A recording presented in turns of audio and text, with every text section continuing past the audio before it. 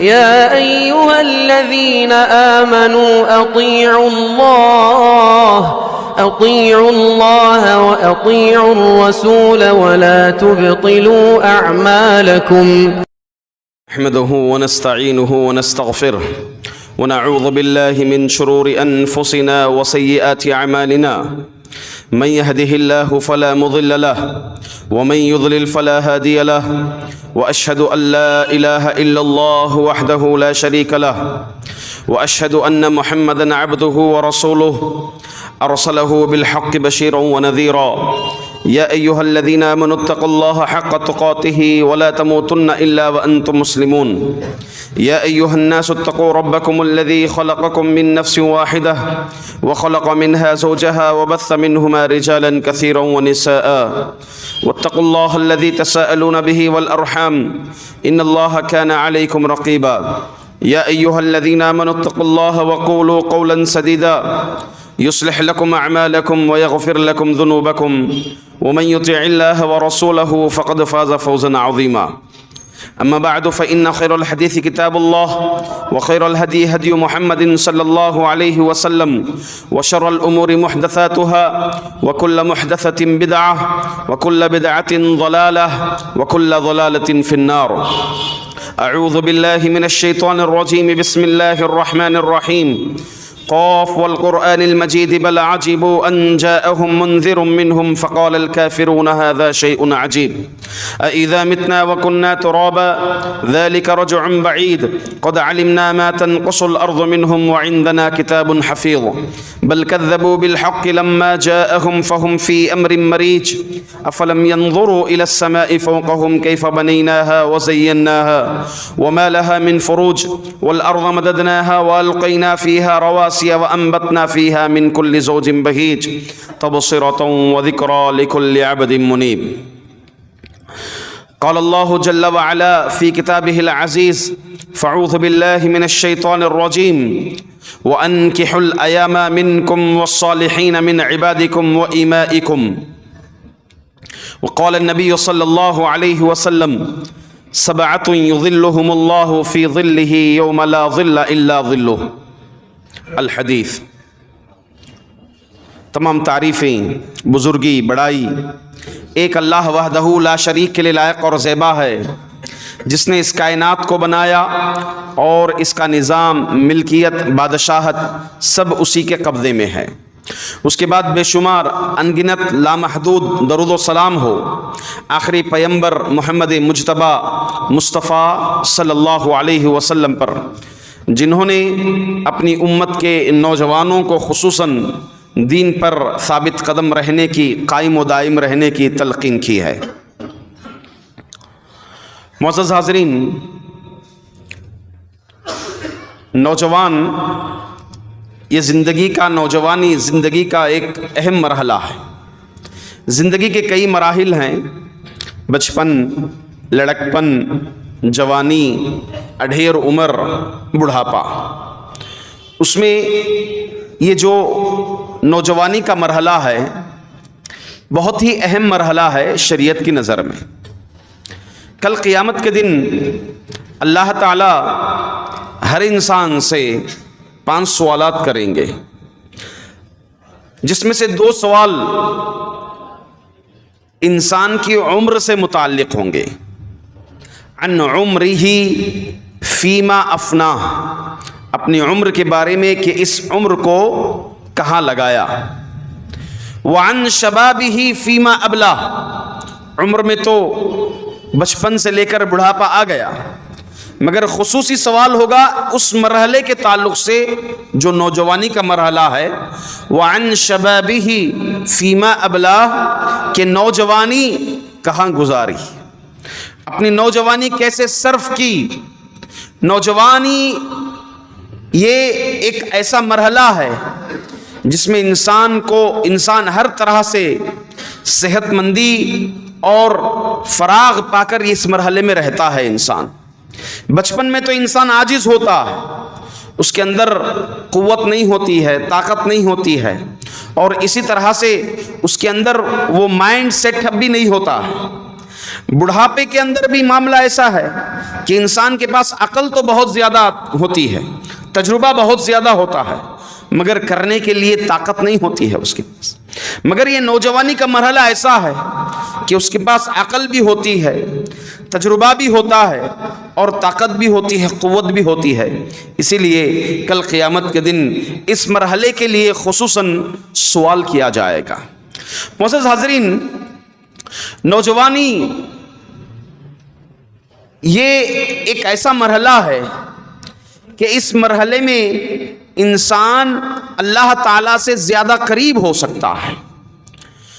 کسی بھی قوم کا اصل سرمایہ نوجوان ہی ہوتے ہیں۔ نوجوان امت کے مسائل کا حل ہوا کرتے ہیں، مگر آج کل دیکھا جاتا ہے کہ نوجوان طبقہ خود امت کے لیے مسئلہ بن چکا ہے۔ نوجوان طبقہ خود امت کے لیے مسئلہ بن چکا ہے۔ ان کی زندگی اگر دیکھیں، زندگی بے مقصدیت، کوئی ٹارگٹ نہیں ہوتا ہے، زندگی میں کوئی گول نہیں ہوتا ہے، جس کی وجہ سے دنیا کے کسی بھی مرحلوں میں، میدانوں میں وہ ناکام ہو جاتے ہیں، کیونکہ ان کے پاس مقصد ہی نہیں ہوتا ہے۔ اور اسی طرح مذہب کے معاملے میں نوجوان بڑے حساس ہوا کرتے ہیں، مگر ان کے لیے صحیح رخ نہ ہونے کی وجہ سے وہ نفسانی خواہشات کا شکار بن کر کے رہ جاتے ہیں۔ تعلیم و تربیت کے معاملے میں اتنے دور ہوتے ہیں، جس کی وجہ سے وہ علماء سے کافی دور ہوا کرتے ہیں، علماء سے متنفر ہوا کرتے ہیں، کیونکہ نتیجہ کیا ہوتا ہے، وہ تعلیم اور تربیت کے معاملے میں صحیح معنوں میں اپنا صحیح انتخاب نہیں کرتے ہیں، جس کی وجہ سے وہ علماء سے کافی دور ہوتے ہیں۔ 20ویں صدی کی مردم شماری، اس مردم شماری میں تحقیق کی گئی، ریسرچ کیا گیا عالمی سطح پر، دیکھا یہ گیا کہ سب سے زیادہ کس قوم میں نوجوان ہیں، تو نتیجہ یہ آیا کہ تقریباً 1600 ملین مسلمان 20ویں صدی کے آخری تک 1600 ملین طبقہ مسلمانوں کا صرف نوجوان ہے۔ یعنی اگر اس میں سے 600 بھی نکال لے جائیں تو تقریباً یورپ کی تعداد ہے، یہ پاپولیشن ہے، 20ویں صدی کے آخری تک یورپ کا پاپولیشن ہے۔ الغرض نوجوان ہمارے پاس اتنا بڑا مرحلہ ہے، اس مرحلے یہ مرحلہ جو ہے، اس نوجوان لوگ صحیح معنی میں صحیح دین سے آراستہ نہ ہونے کی وجہ سے اور صحیح تربیت نہ پانے کی وجہ سے، حتیٰ کہ اعدائے اسلام، دشمنان اسلام بھی انہیں جو ہے نشانہ بنا رہا ہے۔ ان کی کمزوری کا مکمل انہیں علم ہے، جس کی وجہ سے مسلمان طبقہ، نوجوان طبقہ اس میں استعمال میں ہو رہا ہے۔ الغرض اگر ہم شریعت کا مطالعہ کریں تو شریعت مطہرہ نوجوانوں کی کردار سازی پر زور دیا ہے۔ نوجوان شریعت میں کیسے تیار ہوتا ہے، آج آپ کے اس خطبہ جمعہ میں انشاءاللہ کچھ باتیں اس سے بھی میں متعلق رکھوں گا۔ کردار سازی نوجوانوں کی اللہ تعالیٰ رسول اللہ صلی اللہ علیہ وسلم کو بھیجنے کا ایک مقصد یہ بیان کیا قرآن میں، هو الذی بعث فی الامیین رسولا منہم یتلو علیہم آیاتہ ویزکیہم ویعلمہم الکتاب والحکمہ۔ وہی اللہ ہے جس نے رسول کو بھیجا جو کتاب سکھاتا ہے، ویزکیہم، اور تزکیہ نفس کے لیے رسول کو بھیجا۔ تزکیہ نفس یہی ہے کردار سازی۔ شریعت میں اگر ہم دیکھیں نوجوان کی کردار سازی کے کئی عناصر ہیں، اس میں سب سے پہلا عنصر ہمیں جو ملتا ہے وہ ہے والدین، اور اگر مزید دیکھیں مساجد، اور دیکھا جائے مسجد کے امام کا رول، اور دیکھا جائے مدارس، اسکول، تعلیم گاہیں، اور دیکھا جائے دوست و احباب، فرینڈ سرکل، تو یہ سب ایسے عناصر ہیں جس میں حقیقتاً نوجوان کی کردار سازی ہوتی ہے۔ شریعت کی دور اندیشی دیکھیے کہ اللہ کے رسول صلی اللہ علیہ وسلم ایک نوجوان کی کردار سازی کے لیے اتنی اہمیت دی ہے کہ اس کے دنیا میں آنے سے پہلے اس پہ زور دیا گیا ہے۔ اللہ کے رسول صلی اللہ علیہ وسلم لوگوں کو مخاطب ہو کر کہا، تنکح المرأۃ لأربعین، لمالہا ولجمالہا ولحسبہا ولدینہا۔ عورت سے 4 چیزوں کی بنیاد پر نکاح کیا جاتا ہے، یہی 4 چیزیں دیکھی جاتی ہیں، اس کی خوبصورتی، اس کا مال، اس کا خاندان اور اس کا دین۔ آپ صلی اللہ علیہ وسلم نے فرمایا، فَظْفُرْ بِذَاتِ الدِّينِ تَرِبَتْ يَدَاكَ، تم دین کو ترجیح دو، تیرے ہاتھ خاک آلود ہو۔ تو یہاں پر ایک بچے کی تربیت کے لیے، ایک نوجوان کی کردار سازی کے لیے اس کی پیدائش سے پہلے زور دیا جا رہا ہے، بلکہ اس کے باپ کے نکاح سے پہلے وہ توجہ دینا ہے کہ اگر مجھے نکاح کرنا ہے تو نیک خاتون کو میں گھر لاؤں، نیک خاتون کو اگر میں گھر لاؤں تو نیک خاتون کی اس کی نیکی کا اثر گھر پر ہوگا، تو صحیح معنی میں اولاد نیک ہوگی، اولاد نیک ہوگی، پھر نوجوانی کے مرحلے میں آئیں گے تو اسی نیکی پر، دین پر ثابت قدم رہے گی۔ تو اتنی دور اندیشی شریعت مطہرہ نے دی ہے۔ اور مزید پھر جب نکاح ہوتا ہے، نکاح ہونے کے بعد پہلی ملاقات جو بیوی سے ہوتی ہے، اس وقت جو دعا سکھائی گئی ہے، اللہم انی اسألک خیرہا وخیر ما جبلتہا علیہ واعوذ بک من شرہا وشر ما جبلتہا علیہ، اے اللہ میں اس عورت سے خیر طلب کرتا ہوں، اور وہ خیر بھی جو اس پر رونما ہونے والا ہے، وہی خیر میں طلب کرتا ہوں اے اللہ، اور اس کے شر سے پناہ میں آتا ہوں اے اللہ تیری، جو شر اس پر رونما ہونے والا ہے۔ تو پھر مزید آگے جب بھی ہم بستری ہوتی ہے تب بھی شریعت مطہرہ یہ دعا سکھائی ہے، بسم اللہ اللہم جنبنا الشیطان وجنب الشیطان ما رزقتنا، اللہ کے نام سے اے اللہ ہمیں شیطان سے بچا، وجنب الشیطان ما رزقتنا، ہمیں جو تو رزق دے رہا ہے، اس ملاقات میں جو رزق دے رہا ہے، وجنب الشیطان، اس رزق سے یعنی اس اولاد سے تو شیطان کے شر سے محفوظ رکھنا اس اولاد کو۔ تو کتنی دور اندیشی شریعت مطہرہ ایک نوجوان کو بنانے کے لیے، اس کی کردار سازی کے لیے کتنی دور اندیشی دے رہا ہے۔ اور تو اور قرآن کریم میں خود دعائیں ہیں، اپنے اولاد کے لیے دعا کرنا ہے، نیک اولاد کے لیے دعا کرنا ہے، ربنا ہب لنا من ازواجنا وذریاتنا، اے اللہ ہمیں کیسی اولاد عطا فرما، کیسی ذریت عطا فرما، ایسی ذریت جو واقعی دین پر قائم و دائم رہ سکے۔ ربی ہب لی من الصالحین، ربی ہب لی من الصالحین، اے میرے رب مجھے نیک اولاد عطا فرما دے۔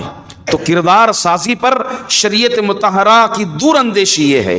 اور پھر جب بچہ پیدا ہوتا ہے تو شریعت کی تعلیم یہ ہے کہ اس بچے کا صحیح نام کا انتخاب کرے، اس کا صحیح نام کا انتخاب کریں، اور مزید 7ویں دن اس بچے کا عقیقہ کروا دیا جائے تاکہ شیطان کے رہن سے وہ محفوظ ہو سکے۔ 7ویں دن اس کا عقیقہ کرانا یہ بھی نوجوان کی کردار سازی کا ایک اہم پہلو ہے اور ایک اہم عنصر ہے۔ مزید شریعت مطہرہ حکم دیتی ہے کہ جب بچہ 7 سال کا ہو جائے تو اس کو نماز کا حکم دو۔ جیسے ہی بچہ 7 سال کا ہو جائے اس کو نماز کا حکم دو، اور 10 سال کی عمر میں اس کو سزا دو نماز نہ پڑھنے کی وجہ سے، نہ پڑھنے کی بنا پر اس کو مارو، سزا دو، اس کی تربیت کرو۔ اور اسی طرح سے بچہ جیسے ہی 7 سال کا ہو جائے تو بستر بھی الگ کر دو، اس بچے کا بستر بھی الگ کر دو۔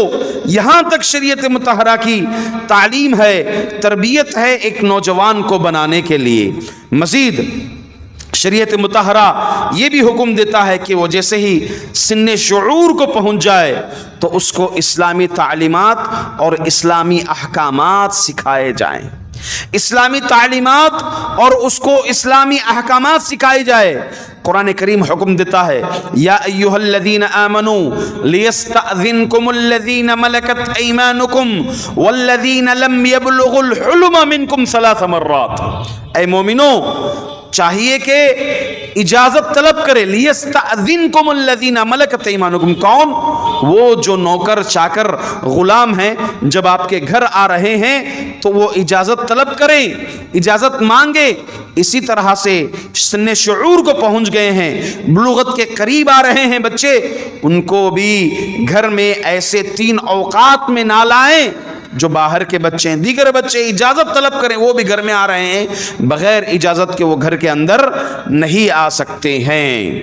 مزید جیسے ہی بچہ بالغ ہو جائے، شریعت مطہرہ اس کو دینی تعلیم اور تربیت پر زیادہ زور دینے پر لگاتا ہے. چنانچہ قرآن کریم فرماتا ہے یا ایھا الذین آمنوا قوا انفسکم واہلیکم نارا.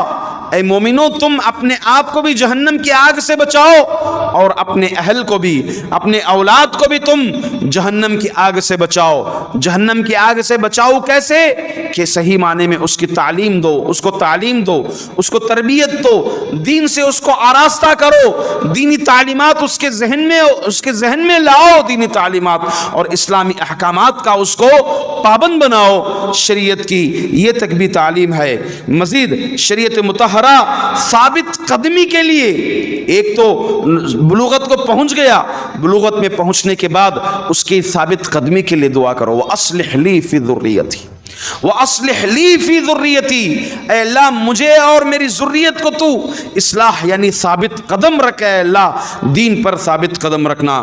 اور بالغ ہونے کے بعد جیسے ہی نوجوانی کے مرحلے میں آ جائے تو علی الفور اس کے نکاح کی فکر کرو، اس نوجوان کے نکاح کی فکر کرو. چنانچہ شریعت مطہرہ حکم دیتا ہے وَأَنْكِحُوا الْأَيَامَ مِنْكُمْ وَالصَّالِحِينَ مِنْ عِبَادِكُمْ وَإِمَائِكُمْ. تمہارے جو ماتحتین ہیں، نوجوان ہیں، چاہے وہ لڑکی ہو لڑکا ہو، نوجوانی کے مرحلے میں آ گئے ہیں، بلوغت پار کر چکے ہیں، تو علی الفور ان کے نکاح کی تم فکر کرو. إِن يَكُونُوا فُقَرَاءَ يُغْنِيهُمُ اللَّهُ مِنْ فَضْلِهِ. یہ کہتے ہوئے، یہ سوچتے ہوئے انتظار نہ کرنا کہ لڑکا جو ہے پیروں پر کھڑا ہو جائے گا، گھر خاص کر لیں گے، بزنس اچھے سے ٹک جائے یا پھر جاب ایک مضبوط ہو جائے، پھر جو ہے اس کا نکاح کروایا جائے گا. إِن يَكُونُوا فُقَرَاءَ يُغْنِيهُمُ اللَّهُ مِنْ فَضْلِهِ. اگر وہ فقیر ہیں، وہ تنگ دست ہیں، اللہ تعالیٰ اپنے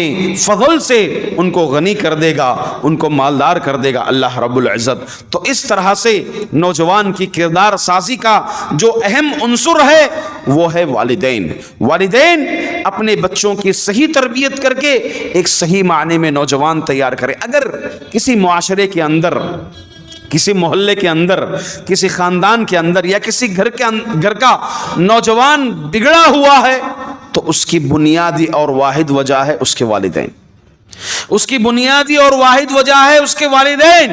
کیونکہ شریعت مطہرہ جو اسٹیپ دیا ہے، جو مرحلے دیا ہے، ان مرحلوں میں صحیح معنی میں اس بچے کی تربیت نہیں کیے. بچہ بچہ بول کر چھوڑ دیے تھے، تبھی بچہ ہے تو اس طرح سے لاڑ و پیار اس طرح دیے کہ بچہ جیسے ہی بلوغت پر قدم رکھتا ہے تو اپنی حقیقت دکھاتا ہے، اپنی حقیقت دکھاتا ہے. تو یہ ایک اہم مرحلہ اور اہم عنصر ہے کہ والدین اپنے بچوں کی صحیح تربیت کر کے ایک صحیح معنی میں نوجوان پیدا کریں اور نوجوان کی کردار سازی کریں. مزید جو عنصر ہے وہ ہے مساجد. مسجدیں نوجوانوں کی کردار سازی کے لیے ایک اہم رول ادا کر سکتی ہیں. مسجد کا امام لے لیں یا پھر مسجد کے ذمہ داران لے لیں، ان دونوں سے بھی نوجوانوں کی صحیح معنی میں کردار سازی ہوتی ہے. دیکھیں اللہ کے رسول صلی اللہ علیہ وسلم بحیثیت امام کس طرح سے نوجوانوں کی کردار سازی کی کہ ایک بدو آتا ہے مسجد النبوی کے اندر، پیشاب کرنے لگتا ہے، لوگ ٹوٹ پڑتے ہیں، نبی اکرم صلی اللہ علیہ وسلم روکتے ہیں اور یہاں تک کہ اس کے پیشاب کرنے کے بعد آپ صلی اللہ علیہ وسلم ایک ڈول منگا کر پانی اس پر بہا دیتے ہیں. اسی طرح سے قرآن کریم کی وہ آیت جو ثابت بن قیس رضی اللہ عنہ کی تربیت دیکھیں کہ فطری طور پر ثابت بن قیس رضی اللہ عنہ کی آواز بہت بلند تھی. فطری طور پر ثابت بن قیس رضی اللہ عنہ کی آواز بہت بلند تھی. قرآن کریم کی آیت نازل ہوئی یا ایھا الذین آمنوا لا ترفعوا اصواتکم فوق صوت النبی ولا تجہروا له بالقول کجہر بعضکم لبعض ان تحبط اعمالکم وانتم لا تشعرون. کہ اے مومنو اپنی آوازوں کو نبی کی آواز پر بلند نہ کرنا. لا ترفعوا اصواتکم فوق صوت النبی ولا تجہروا له بالقول. پھر نبی کے پاس جو ہے بلند آوازی سے تم گفتگو بھی نہ کرنا. کجہر بعضکم لبعض، جیسے تم آپس میں بات کرتے ہو. ان تحبط اعمالکم، تمہارے اعمال برباد ہو جائیں گے، تمہارے اعمال برباد ہو جائیں گے. وانتم لا تشعرون، اور تمہیں احساس بھی نہیں ہوگا. اس آیت کا مطلب یہ ہے کہ نبی کی احادیث، نبی جب تک تھے باحیات تھے آپ ان کے سامنے آواز بلند نہ کریں، اور اب نبی کی احادیث کے آگے تم اپنی باتوں کو نہیں لائیں گے، ورنہ یہی اس مفہوم میں داخل ہو جائیں گے، تمہارے اعمال برباد ہو جائیں گے، تمہیں احساس بھی نہیں ہوگا. الغرض اس آیت کے نزول کے بعد ثابت بن قیس رضی اللہ عنہ فطرتاً ان کی آواز بہت بلند تھی.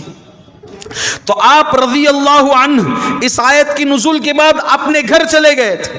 گھر میں بیٹھے ہوئے تھے، افسوس کرتے ہوئے، سر پر ہاتھ رکھ کے افسوس کرتے ہوئے گھر میں بیٹھے ہوئے تھے. اللہ کے رسول صلی اللہ علیہ وسلم جب محفل میں ان کو گم پایا، یہ ہوتا ہے امام کا کردار، دیکھتا ہے کہ کون مصلی نہیں آیا. یہاں تو پاس میں بغل میں نوجوان رہتا ہے، ادھر نوجوان رہتا ہے، بھائی آپ فجر میں کہاں رہتے ہو؟ خبرگیری کریں امام خبرگیری کرے کہ آپ کہاں رہتے ہیں، آپ نماز پڑھیے. امام کی نظر ہونی چاہیے. اللہ کے رسول صلی اللہ علیہ وسلم نے جیسے ہی مسجد میں گم پایا، علی الفور خبرگیری کی کہ جاؤ ثابت بن قیس کہاں ہے، تلاش کرو. تو روایت میں آتا ہے انس بن مالک رضی اللہ عنہ گئے تھے. انس بن مالک رضی اللہ عنہ گئے تھے. آپ نے دیکھا کہ ثابت بن قیس افسوس کرتے ہوئے بیٹھے ہوئے ہیں. پوچھا کہ اللہ کے رسول صلی اللہ علیہ وسلم نے آپ کی خبرگیری کی ہے. کہا کہ میرے اعمال برباد ہو گئے، میں تو جہنمی میں سے ہو گیا. پھر وہ آئے، کہا کہ ثابت بن قیس کا یہ جواب ہے. اللہ کے رسول صلی اللہ علیہ وسلم نے کہا کہ کہو کہ وہ جہنم میں سے نہیں ہیں بلکہ وہ جنتی ہیں، ان کو بلا لاؤ. الغرض اس کے بعد معلوم ہوتا ہے کہ ثابت بن قیس رضی اللہ عنہ جب بھی بات کرتے رسول اللہ صلی اللہ علیہ وسلم کے محفل میں، مسجد میں، آپ کی آواز اتنی پست کر کے بات کرتے کہ بازو والا سن کر پھر بتاتا کہ ثابت بن قیس کی یہ بات ہے. اللہ اکبر، یہ ہے کردار سازی.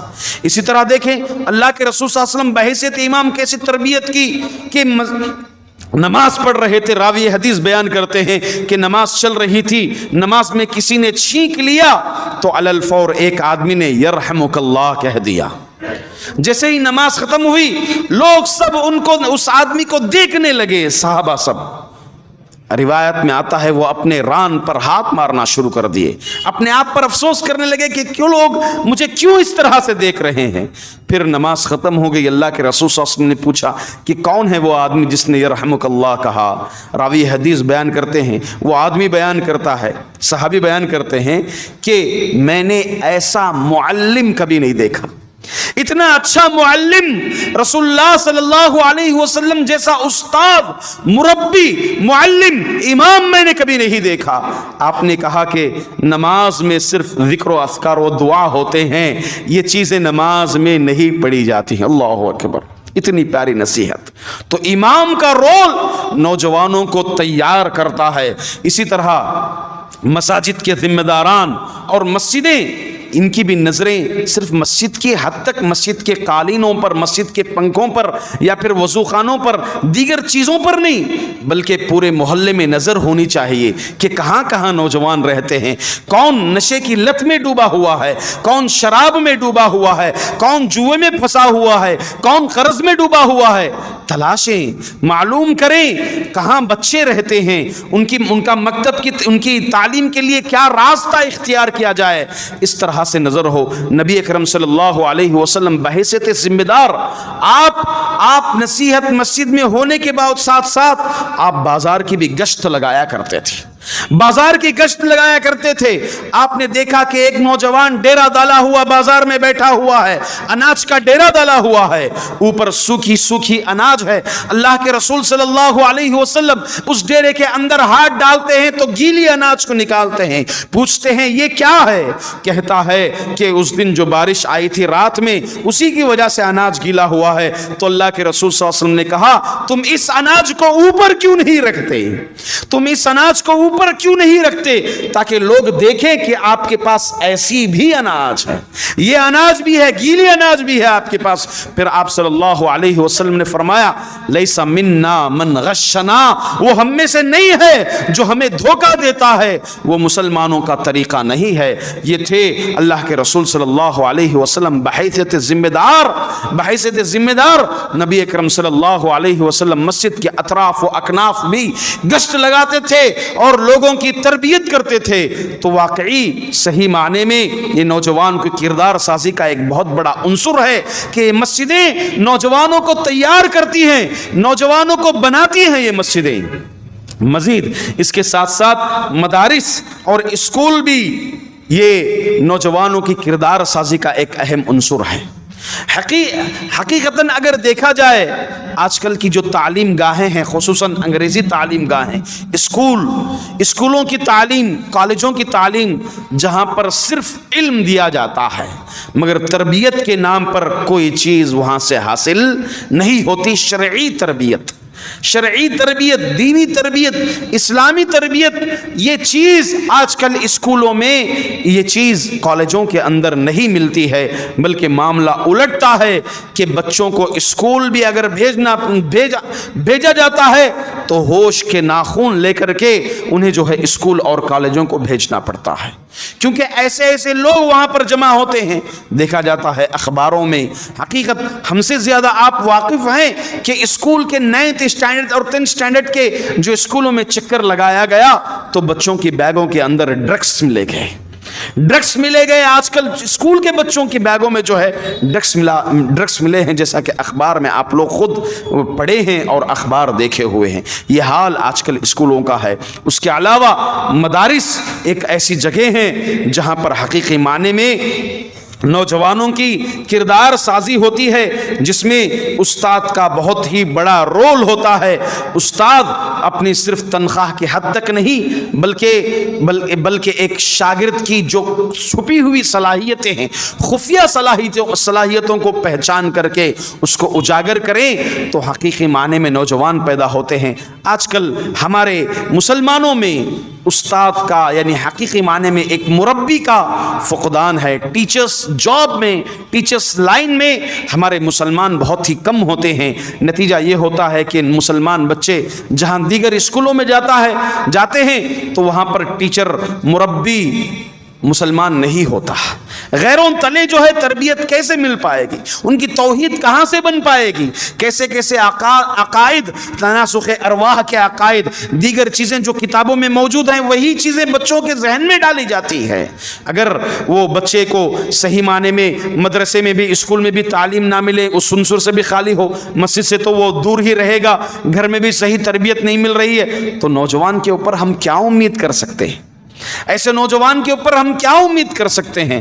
تو اس لیے صحیح معنی میں ہماری امت میں ٹیچرس لائن میں, استاد کی لائن میں امت کے نوجوانوں کو آنے کی ضرورت ہے, تاکہ اسکولوں میں جو بچے آتے ہیں ان کی صحیح تربیت, ان کی صحیح رہنمائی, ان کی دینی تربیت ایک استاد کر سکے, مسلمان استاد کر سکے.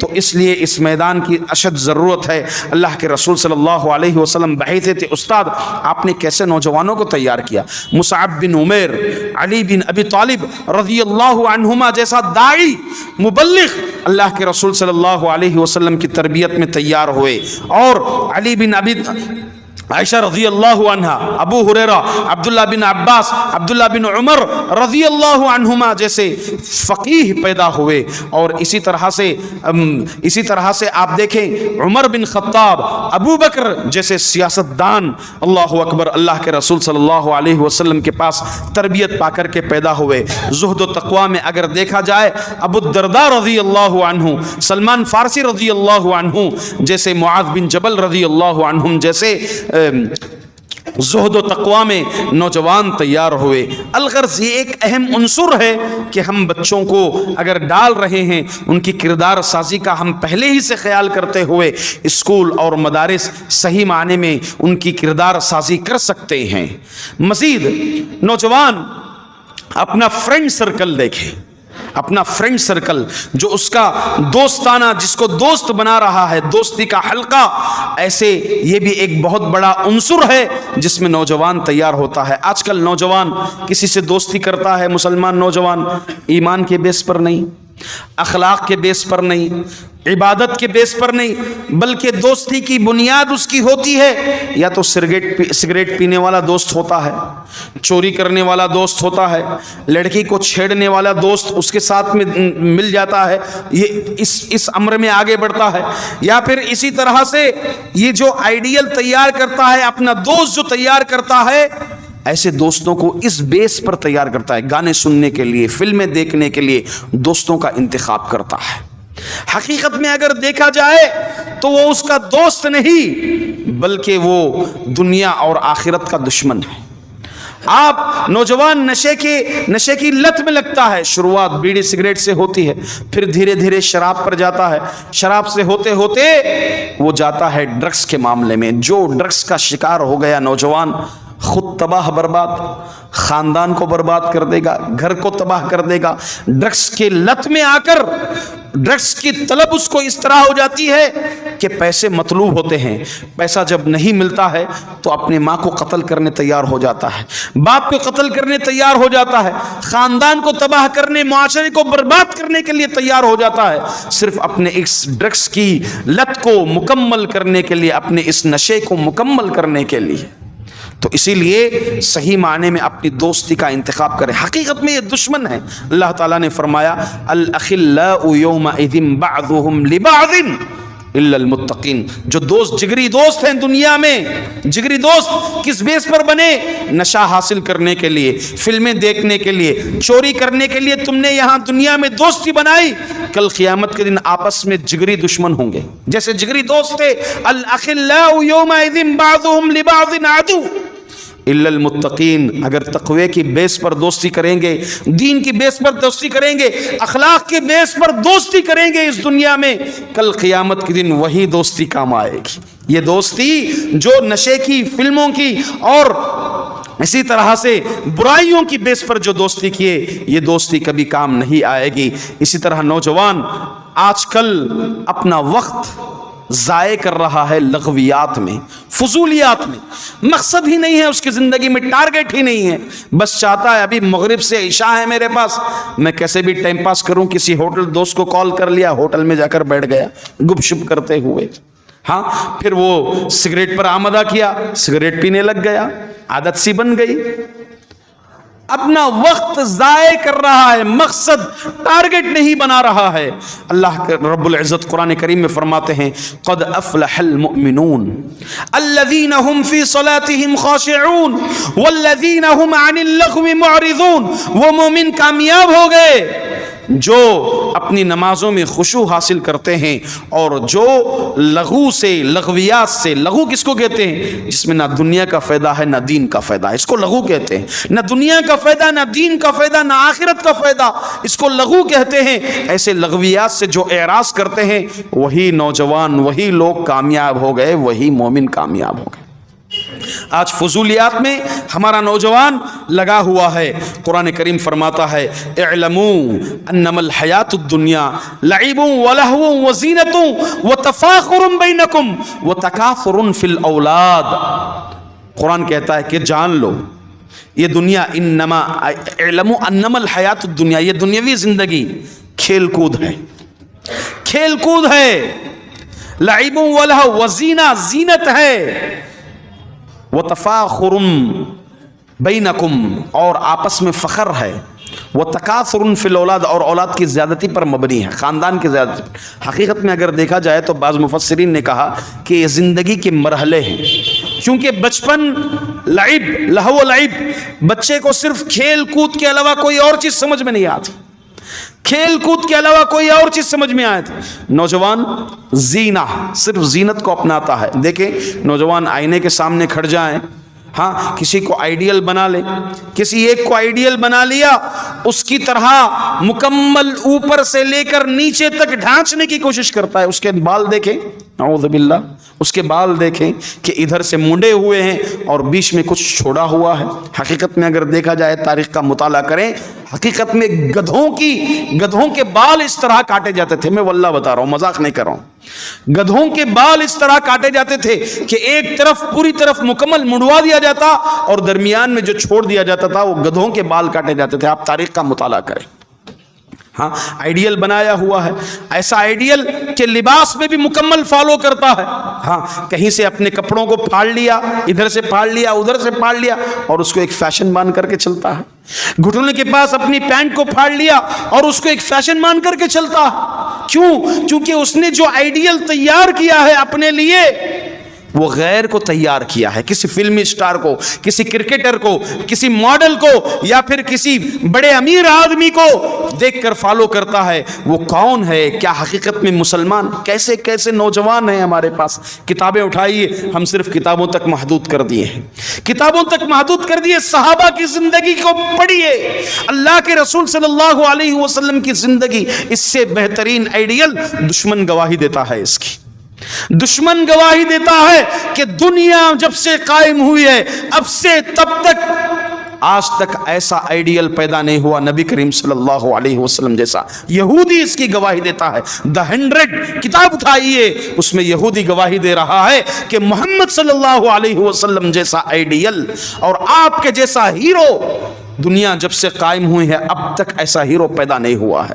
ہم کس کو ہیرو مان کر کے چل رہے ہیں؟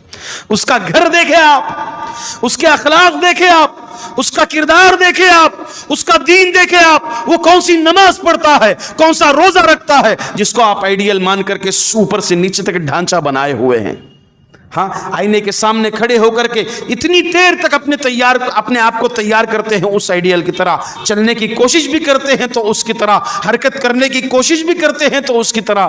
کیسے آئیڈیل تیار کیے ہیں؟ الاخلاء یومئذ بعضهم لبعض عدو الا المتقین، کل قیامت کے دن دشمن ہوں گے، یہ جگری دشمن ہوں گے کل قیامت کے دن۔ اور مزید اللہ کے رسول صلی اللہ علیہ وسلم اس کی پیشن گوئی کر دی، لَتَتَّبِعَنَّ سَنَنَ مَنْ كَانَ قَبْلَكُمْ، یہ امت ایسی ہوگی کہ پچھلی امتوں کے تابع داری، ان کی پیروی، ان کو فالو ایسے کرے گی یہاں تک کہ اگر بچھو بل کے اندر چلے جائیں، گھس جائیں تو اس کے اندر بھی گھس جائیں گے۔ ہاں تھوڑا سا اتنا سا لیبل اگر وہ لگا لے تو اتنا لیبل لگانے کی کوشش کرتے ہیں۔ اللہ اکبر۔ پوچھا صحابہ نے کہ اللہ کے رسول کیا یہود ہیں؟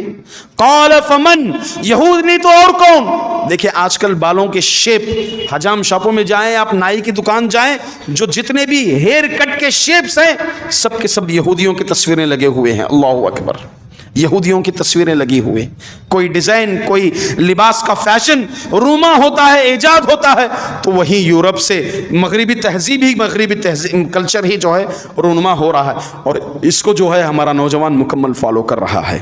مزید اسی طرح سے نوجوان آج شہوت پرستی میں ڈوبا ہوا ہے، شہوت پرستی میں ڈوبا ہوا ہے، عشق عاشقی کے معاملے میں امر میں اتنا ڈوبا ہوا ہے کہ اپنا وقت ضیاع کر رہا ہے۔ اسی کو ٹارگٹ، کس کو ایک چہرہ اس کے قابو میں آ جاتا ہے، اس کے ذہن میں بیٹھ جاتا ہے، بس ایک چہرے کو پانے کے لیے، اس خوبصورتی کو پانے کے لیے اپنے والدین سے جد و جہاد کرتا ہے، اپنے خاندان سے لڑ بیٹھتا ہے، اپنے معاشرے سے لڑ بیٹھتا ہے، دین نہیں دیکھتا، دنیا نہیں دیکھتا، کچھ اور نہیں دیکھتا، بس وہ شہوت کے حصول کی خاطر سب کو تباہ کر دیتا ہے۔ اس کے برعکس ہماری نوجوان عورت، ہماری نوجوان خواتین دیکھیں، اخبار دیکھیں، خون کے آنسو روئے جاتے ہیں، خون کے آنسو روئے جاتے ہیں، اخبار دیکھیں، لاکھوں نوجوان لڑکیاں، مسلمان خواتین، ریکارڈ کے مطابق کتنی لاکھوں مسلمان خواتین غیروں کے نرغے میں آ گئی ہیں، غیروں کے تلے آ گئی ہیں،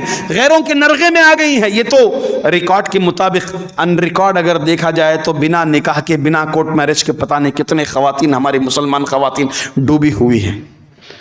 یہ سب کیا؟ بس ایک حصول کی خاطر، ایک عشق اور عاشقی کے فتنے کی خاطر اتنے ڈوبے ہوئے ہیں۔ اللہ کے رسول صلی اللہ علیہ وسلم نے فرمایا ما ترکت بعدی فتنة اضر علی الرجال من النساء، قیامت تک جو فتنے قائم ہیں ان فتنوں میں سب سے بڑا فتنہ مردوں کے لیے عورتوں کا فتنہ ہے، مردوں کے لیے عورتوں کا فتنہ ہے۔ معزز سامعین، وقت ابھی اجازت نہیں دیتا ہے مجھے میری بات کو اور میں طویل پکڑتے جاؤں، کیونکہ وقت کا تقاضا ہے۔ مجھے اپنی بات کو روکتے ہوئے آخر میں 2 باتیں میں کہہ کر اپنی جگہ اپنے اس خطبہ جمعہ کو ختم کر دوں گا، نوجوانوں سے مخاطب ہو کر کے، کہ 2 چیزیں یقیناً آپ اس میں جڑے رہیں۔ سب سے پہلی چیز عبادت، استقامت۔ عبادت، استقامت۔ عبادت کیا ہے؟ سبعۃ یظلھم اللہ، میں نے اسی حدیث سے آغاز کیا، سبعۃ یظلھم اللہ فی ظلہ یوم لا ظل الا ظلہ۔ نوجوان کی عبادت اللہ کے نزدیک بہت قیمتی ہے، اس کا سجدہ اللہ کے نزدیک بہت قیمتی ہے، اس کا صدقہ اللہ کے نزدیک بہت قیمتی ہے، اس کا قیام اللہ کے نزدیک بہت قیمتی ہے، اس کا رکوع اللہ کے نزدیک بہت قیمتی ہے، اس کا روزہ، اس کی تلاوت، اس کی دعا اللہ تعالیٰ کے نزدیک بہت قیمتی ہے۔ لہٰذا عبادت کرتے رہو، 5 وقتہ نمازوں کی حفاظت کرو، رمضان کے روزے رکھو، اور ساتھ ساتھ میں نوافل کا اہتمام کریں، تو یقیناً یہ عبادت نوجوان کی اللہ تعالیٰ کو بہت زیادہ پسند ہے، کہ کل قیامت کے دن ایسی مصیبت میں، ایسی تپش گرمی میں، جب سورج 1 میٹر فاصلے پر ہوگا، 1 کلومیٹر فاصلے پر ہوگا، تو ایسی صورت میں اللہ کے عرش کا سایہ نصیب ہوگا، اللہ کے عرش کا سایہ نصیب ہوگا۔ اور دوسرا ہے استقامت۔ آپ دیکھیں 7 لوگ جنہیں عرش کا سایہ ملے گا، اس میں استقامت بھی ہے۔ انی اخاف اللہ، میں اللہ سے ڈرتا ہوں۔ یوسف علیہ السلام موقع تھا، تنہائی تھی، برائی پر آمدہ کرنے والی مالدار خاتون تھی، خوبصورت خاتون تھی، مگر یوسف علیہ السلام نے کہا قال معاذ اللہ، اللہ کی پناہ میں آتا ہوں۔